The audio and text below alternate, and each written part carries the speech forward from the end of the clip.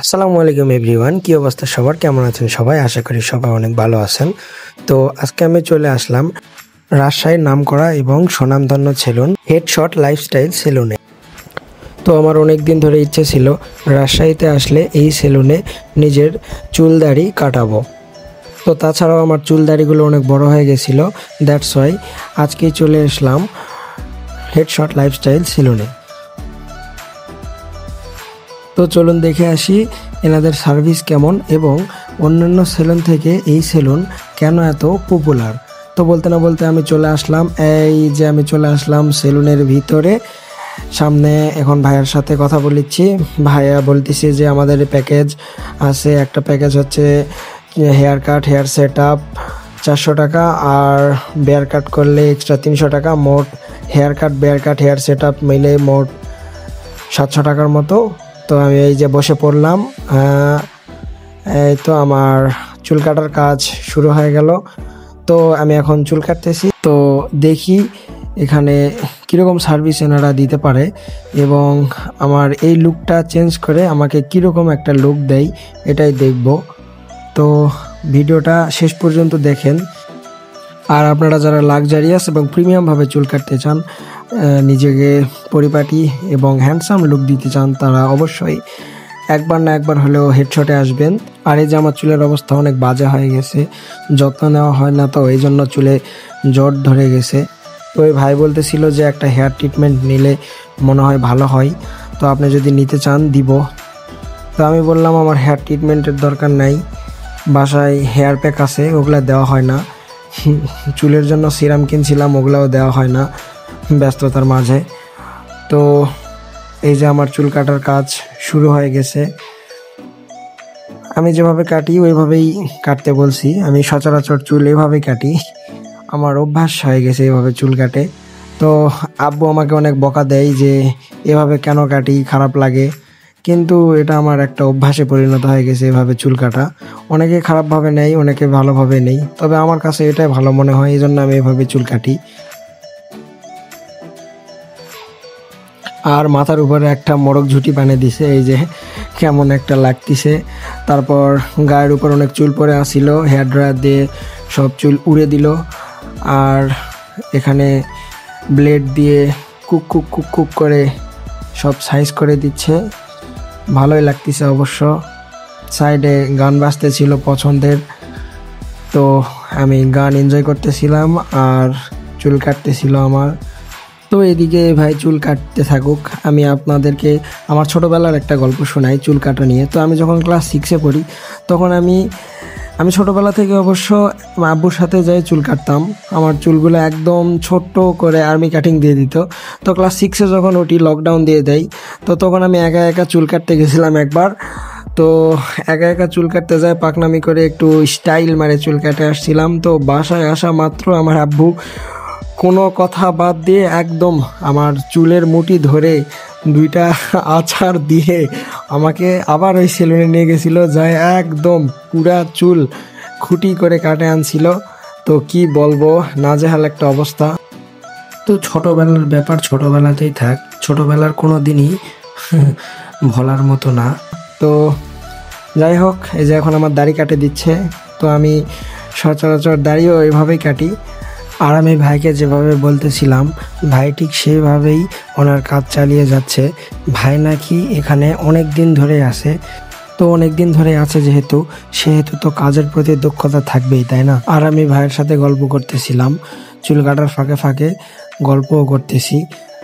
আমি অনেক ফ্রেন্ডলি আর ভাইও অনেক ফ্রেন্ডলি, তাই আমাদের গল্পগুলো ভালোই হচ্ছিল। আর এই যে চুল কাটা প্রায় শেষ। চুল কাটার পরে এটা হচ্ছে এরকম রেজাল্ট। তো এখনও কাজ শেষ হয় নাই, এখন আমার হেয়ার ওয়াশ করাবে। আমি হেয়ার ওয়াশ করার জন্য শুয়ে পড়লাম এখানে। ভাই এখন আমার হেয়ার ওয়াশ করে দিবে। তো অনেক ভালোভাবেই হেয়ারটা ওয়াশ করে দিল।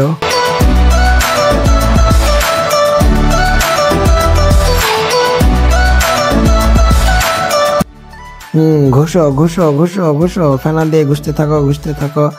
হ্যাঁ।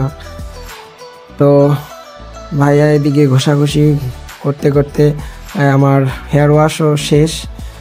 হেয়ার ওয়াশ শেষ করার পরে এখন মুছে দিচ্ছে আমাকে অনেক যত্ন সহকারে।